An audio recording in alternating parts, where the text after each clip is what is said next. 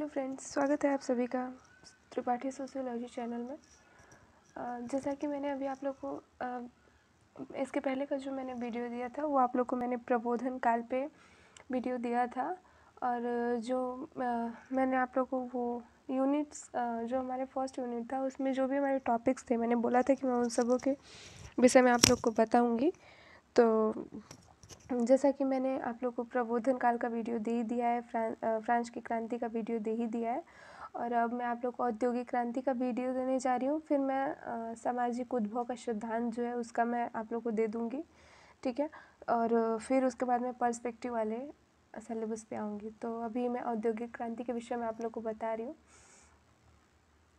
तो आज हमारे टॉपिक्स मतलब औद्योगिक क्रांति के अंदर हमें क्या क्या पढ़ना है उसके अंदर ये हम पहले देखेंगे। तो हम देखते हैं कि औद्योगिक क्रांति में हमें आज औद्योगिक क्रांति को विशेष रूप से समझेंगे कि औद्योगिक क्रांति है क्या, ठीक है। फिर सेकेंड में हम पढ़ेंगे कि औद्योगिक क्रांति के काल में यूरोप में होने वाले जो भी परिवर्तन हुए, औद्योगिक क्रांति जो हुई थी यूरोप में होने वाले उनके जो परिवर्तन है उनके विषय में हम यहाँ देखेंगे। फिर हमारा थर्ड है व्यावसायिक पूंजीवाद एवं ब्रिटेन, ठीक है। इसके विषय में जानेंगे कि जो औद्योगिक क्रांति है वो हुई तो सारे देशों में थी, लेकिन ब्रिटेन में ही क्यों उसका ज़्यादा इम्पोर्टेंस है, क्या है, तो इसके विषय में हम देखेंगे। तो ये जो व्यावसायिक पूंजीवाद एवं ब्रिटेन है इसके 6 पहलू हैं, ठीक है। उन पहलू के विषय में हम लोग देखेंगे, जिसमें ए है हमारा 17वीं सदी में ब्रिटिश कृषि अर्थव्यवस्था में सुधार लाया था, ठीक है। इसके विषय में जानेंगे, फुल डिफाइन करूँगी मैं इसको। फिर बी है यातायात के बेहतर साधन हो गए थे और औद्योगिक क्रांति की वजह से, हाँ। फिर सी है बैंकिंग एवं मुद्रा जो थे वो भी हो गए थे। फिर डी है विदेशी व्यापार, इसको भी विदेशी व्यापार भी चालू हो गए थे। फिर सामाजिक परिवर्तन क्या क्या हुए थे और ब्रिटिश औद्योगिक क्रांति क्या है, इन सब के विषय में हम लोग जानेंगे। तो वापस से हम देख लेते हैं कि आज का हमारा टॉपिक्स ये है, इतने को ही हमें पढ़ना है औद्योगिक क्रांति में, ठीक है। और फिर इसकी इम्पोर्टेंस क्या है और जो भी इसके ऑब्जेक्टिव क्वेश्चन की, जैसे मैंने एक दो पॉइंट का मैक्सिमम 10 पॉइंट मैंने बनाया है, आप लोग उसमें से भी पढ़ सकते हैं एमसीक्यू क्वेश्चन के लिए। तो हम औद्योगिक क्रांति जो है वो यहाँ से हम देखते हैं कि यूरोप के इतिहास में जिसकी पहचान औद्योगिक क्रांति के रूप में हुई है वह कोई अकस्मात घटना नहीं थी, बल्कि वह उन परिवर्तन का नतीजा था जो पिछले 3 शताब्दियों में यूरोप में घटित हो रही थी, ठीक है। फिर ये था मतलब औद्योगिक क्रांति। उसके बाद इसकी औद्योगिक क्रांति के काल में यूरोप में जो भी परिवर्तन हुए थे इसको हम लोग देख लेते हैं। तो परिवर्तन क्या क्या थे कि एक मिनट, परिवर्तन था हमारा,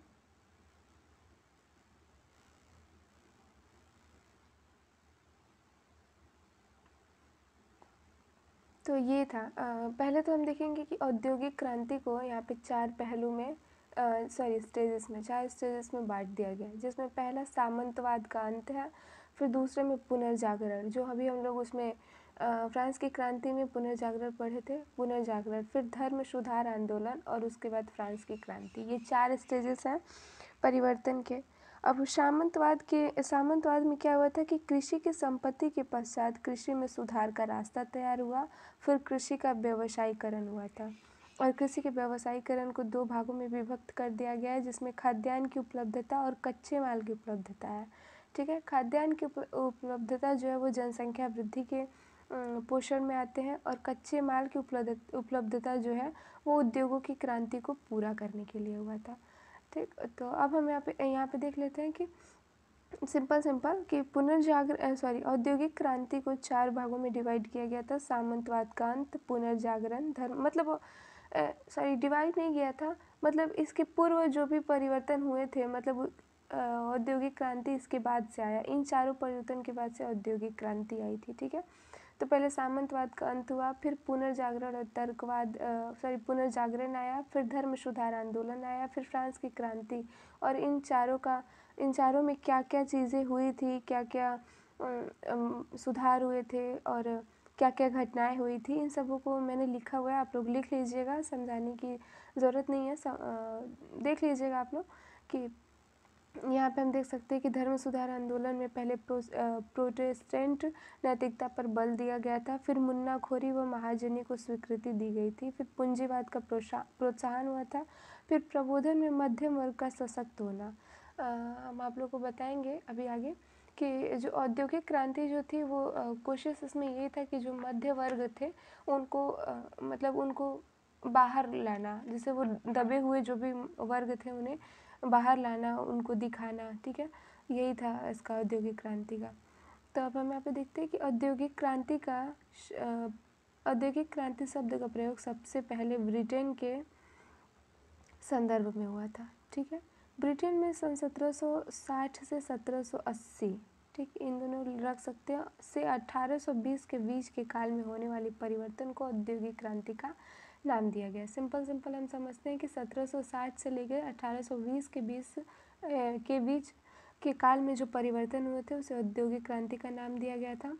सर्वप्रथम एक फ्रांसीसी चिंतक J.A. ब्लांकी ने औद्योगिक क्रांति शब्द का प्रयोग किया। फिर 1880 के दशक में एक ब्रिटिश चिंतक अर्नोल्ड टैम्बी ने औद्योगिक क्रांति शब्द का प्रचुरता से प्रयोग किया था, ठीक है। सर्वप्रथम प्रयोग J.A.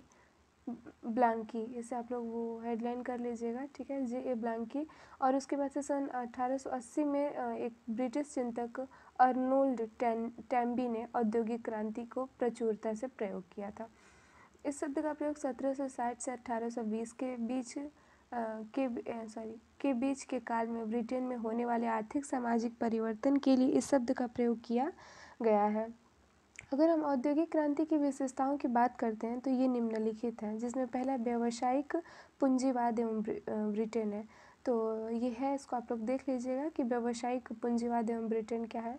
इसमें हम सिंपल आप लोग को दिखा देते हैं कि ये है आप लोग का कि अन्य प्रतिद्वंदियों को पीछे छोड़ते हुए ब्रिटिश ने औद्योगिकरण की दिशा में सबसे आगे कैसे निकल गया, ठीक है।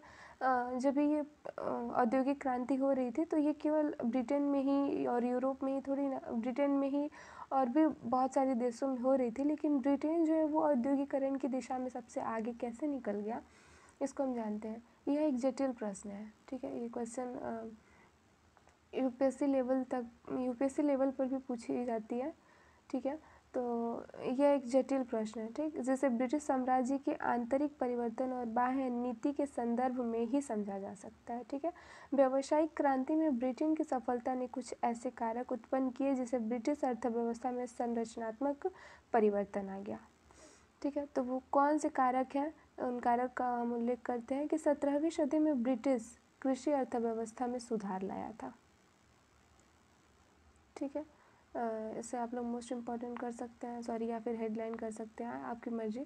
पहले गांव में खुले खेत होते थे और किसान अपने निजी उपभोग के लिए उनका प्रयोग करते थे, ठीक है। परंतु अब कृषि उत्पादन की बढ़ती हुई कीमत के कारण कुलीन अथवा भूस्वामी उस भूमि की ओर आकर्षित हो गए और उन्होंने उस भूमि को बाड़ेबंदी करनी शुरू कर दी ताकि वह पूंजीवाद खेती, कपास, ऊन आदि का मुनाफा कमाया जा सके और उधर सरकार ने भी भूस्वामी का समर्थन कर दिया। ब्रिटिश पार्लियामेंट ने भूस्वामियों के इस कदम को वैध करार देते हुए उनके बाड़ेबंदी कानून बनाए। इसे इनक्लूजन मूवमेंट का नाम दिया गया, ठीक है। आप लोग इसे देख लीजिएगा कि कैसे कैसे हुआ था। फिर इनका दूसरा था कि कृषि में सुधार से अनाजों की उपलब्धता बढ़ गई तथा पशुओं की नस्ल में सुधार से मांस की उपलब्धता बढ़ी। इसका परिणाम हुआ जनसंख्या में वृद्धि, ठीक है। जो कृषि में सुधार हुए उससे अनाजों की जो उपलब्धता है वो बढ़ गई और पशुओं की नस्ल में जो सुधार से मांस की उपलब्धता बढ़ी और इसका परिणाम हुआ जनसंख्या वृद्धि। जनसंख्या में वृद्धि होने के कारण कृषि में सुधार हुआ। अनाजों को उपजाने के लिए अलग अलग प्रकार की दवाइयाँ डालने जाने लगी थी। फिर पशुओं के नस्ल में भी सुधार ला गया। जैसे जैसे औद्योगिक क्रांति आई, जो पहले खेत मतलब हलों से, बैलों से जोता जाता था, उसे ट्रैक्टर आ गया और भी बहुत सारी चीज़ें आई। औद्योगिक क्रांति ने नए नए प्रकार के नए नए प्रकार के तरीकों को रखा जिससे इसमें उपलब्धता बढ़ी और औद्योगिक क्रांति की मान और बढ़ती गई। फिर है यातायात के बेहतर साधन। फिर हम देखते हैं कि यातायात के बेहतर साधन। औद्योगिक क्रांति होने के कारण जो बड़ी बड़ी इमारतें बनने लगीं, तो फिर रोड जो फिर सड़क में भी सुधार किया गया। कच्ची सड़कों की जगह पक्की सड़कें ले रही थी और परिवर्तन के रास्ते साधन के रूप में नहरों का विकास हो रहा था और नहर के माध्यम से खनन क्षेत्र को फैक्ट्री स्थल से जोड़ा जा रहा था। इसी तरह करके ये हुआ था। फिर बैंकिंग एवं मुद्रा थे, जिसमें बढ़ते हुए व्यवसायीकरण ने बैंकिंग एवं मुद्रा सुधार को भी प्रोत्साहन दिया, जिसमें बैंक ऑफ लंदन की स्थापना हुई थी। ये एक क्वेश्चन आप लोग रख सकते हैं कि औद्योगिक क्रांति में बैंक ऑफ लंदन की स्थापना सन 1694 में हो गई थी। ठीक, परंतु इस काल में देखते देखते लंदन में लगभग 100 बैंकों की स्थापना हो गई, साथ ही मुद्रा व्यवस्था में सुधार को भी बल मिल गया।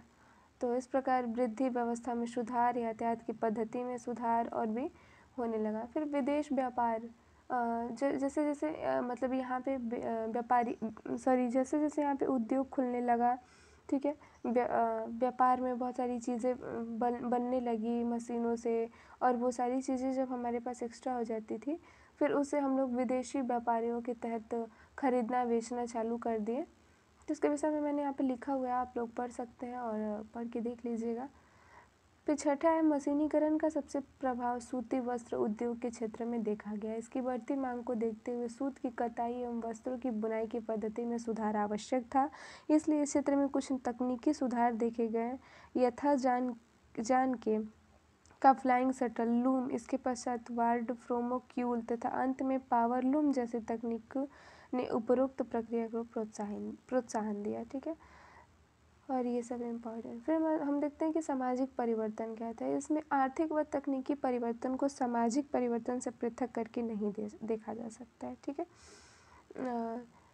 अन्य देशों की तुलना में ब्रिटिश में बेहतर सामाजिक परिवर्तन हुआ था तथा एक सशक्त मध्य वर्ग उभर कर आया था। इस वर्ग ने निवेश में रुचि ली। फिर मैक्स वेबर जैसे चिंतक ब्रिटिश पूंजीवाद के विकास में प्रोटेस्टेंट पद्धति का भी भूमिका मानते हैं। फिर ये छठा सातवां है, और ये आप लोग देख सकते हैं कि परिमाणात्मक रूप मैंने इंग्लिश का दे दिया है। चार्ल्स डिकेंस ने अपनी पुस्तक हार्ड टाइम्स में औद्योगिकरण के नकारात्मक प्रभाव का भी जिक्र किया है। अब हम यहाँ पे देखते हैं कि औद्योगिक क्रांति के महत्वपूर्ण विषय क्या क्या थे। ठीक है, प्रारंभिक में समाजशास्त्रियों ने इस क्रांति के जिन महत्वपूर्ण विषयों पर चिंतन किया वे निम्न है, जिसमें श्रमिकों की स्थिति के बारे में बताया गया कि जैसे जैसे कारखानों में काम करके अपनी आजीविका चलाने वालों का एक नया वर्ग उभरा। प्रारंभिक वर्षों में इन लोगों की गरीबी तथा बदहाली में अपनी ज़िंदगी गुजारी। सामाजिक दृष्टि से वे उपेक्षित थे, किंतु साथ ही नई औद्योगिक व्यवस्था में उनकी भूमिका अनिवार्य थी, इसलिए वे शक्तिशाली समाज ताकत बन गए। ठीक है, समाजशास्त्री ने कहा कि इस वर्ग की निर्धनता स्वाभाविक निर्धनता नहीं बल्कि सामाजिक विपन्नता थी, इसीलिए 19वीं शताब्दी में श्रमिक वर्ग नैतिक तथा चिंतन दोनों दृष्टियों से विचार का विषय बन गया। पहला हम यहाँ देखें कि श्रमिकों की स्थिति हो, फिर गरीबी का रूपांतरण। औद्योगिक क्रांति के दौरान भूमि पर परंपरागत अधिकार का औद्योगिक क्रांति के दौरान भूमि को आप हेडलाइन कर सकते हैं। भूमि पर परंपरागत अधिकार का महत्व समाप्त हो गया तथा धन या पूंजी का महत्व बढ़ गया था। ठीक है, भूमि का जो परंपरागत अधिकार था वो समाप्त हो रहा था और धन और पूंजी का महत्व बढ़ रहा था। नई औद्योगिक प्रणाली में पूंजी निवेश अधिक प्रभावी हो गया और सामंतवादी भूखमियों का जोर कम होने लगा तथा नए पूंजीपतियों के हाथ में पहुंच गई, यद्यपि इनमें से कई पूंजीपति पहले के भूस्वामी थे। उसके बाद औद्योगिक नगर और शहरीकरण इन सबों पे है, जिसमें रोम और एथेंस आदि नगर भी शामिल थे। प्रौद्योगिकी एवं कारखाना प्रणाली हुई थी। फिर हम देखते हैं कि विशेषताएं, हाँ, हम लोग जैसे ये देखिए कि इसकी विशेषताएं क्या थी। उसमें उत्पादन में मानव के समानांतर मशीन का प्रयोग किया गया था, ये इसकी विशेषता थी। दूसरी इसकी विशेषता थी कि उत्पादन की मात्रा में व्यापक परिवर्तन हुआ था, उत्पादन अत्यधिक बढ़ रहा था, उत्पादन निवेश में वृद्धि हुई थी, आर्थिक सामाजिक रूपांतरण हुआ था। मैंने बोला ना कि मैं आप लोग के लिए ये ऑब्जेक्टिव के तौर पे मैं रखी हूँ, जिसमें आप लिख सकते हैं कि सर्वप्रथम एक फ्रांसीसी चिंतक J.A. ब्लैकी ने औद्योगिक क्रांति शब्द का प्रयोग किया। फिर 1880 में अनरोल्ड टैम्बी ने औद्योगिक क्रांति शब्द का प्रयोग बड़ी ही प्रचुरता से किया। औद्योगिक क्रांति, इसमें एक तरफ जहाँ मध्यम वर्ग को सशक्त बनाया, वहीं दूसरी तरफ एक औद्योगिकरण सर्वहारा वर्ग को जन्म दिया। इन दोनों के द्वारा परिवर्तन की मांग उठाई गई। तो हम सिंपल समझ सकते हैं कि औद्योगिक क्रांति जो है वो मध्य वर्ग को सशक्त बनाने के लिए हुआ था। ठीक। और जैसे जैसे औद्योगिकरण बढ़ता गया, लोग उद्योगों पे डिपेंड होते गए। जो मतलब जो चीज़ें खेती पे निर्भर रहती थी वो अब कहाँ लोग उतना खेती कर रहे हैं, और सारी चीज़ें धीरे धीरे विकास हो रहा है। तो यही था हमारा औद्योगिकरण, जिसमें मैंने आप लोग को सारा कुछ दे दिया है। जो भी मैंने ये ऊपर लिखा था आप लोग को दिखाती हूँ मैं। हाँ, ये मैंने टॉपिक्स बताया था, इतने ही टॉपिक्स, और इन टॉपिक्स को मैंने नीचे एक्सप्लेन कर दिया है, और आप लोग इसे देख लीजिएगा, समझ लीजिएगा। और इसके बाद से यूनिट जो हमारा फर्स्ट कोर्स जो हमारा था, the foundation of sociological thought, उसमें जो हमारी फर्स्ट यूनिट थी, उसमें मैंने आप लोग को प्रबोधन काल दे दिया और फ्रांसीसी क्रांति दे दिया। अभी आज मैंने औद्योगिक क्रांति आप लोग को दे दिया, और उसमें बचा है अभी एक और है, सामाजिक उद्भव का सिद्धांत। वो यूनिट कंप्लीट हो जाएगा। ये मैं आगे की जो वीडियो आप लोग को दे दूँगी, फिर हमारा फर्स्ट यूनिट कंप्लीट हो जाएगा द फाउंडेशन का। और उसके बाद से मैं आप लोग को उसका सेकेंड यूनिट नहीं, अब सेकेंड कोर्स का फर्स्ट यूनिट मैं पढ़ाऊँगी। ठीक, तो ऐसे हम लोग देख लेंगे इसके आगे का। और मैंने जो भी एक्सप्लेन किया, आप लोग प्लीज़ मेरी वीडियो को देखिए। जो चीज़ नहीं समझ में आए प्लीज़ देखिए और कमेंट कीजिए, मुझे भी समझाइए। जो चीज़ मुझे नहीं समझ आ रहा है आप लोग भी समझने की कोशिश कीजिए, और प्लीज़ जितना हो सके आप लोग इसे अपने फ्रेंडों में शेयर कीजिए, जिससे उन लोगों का भी हेल्प हो सके और मेरा भी हो सके। और इतना ही कहेंगे, फिर आप लोग पढ़िए अच्छे से, क्योंकि एग्ज़ाम भी हमारे नज़दीक है। तब तक के लिए धन्यवाद। Bye bye.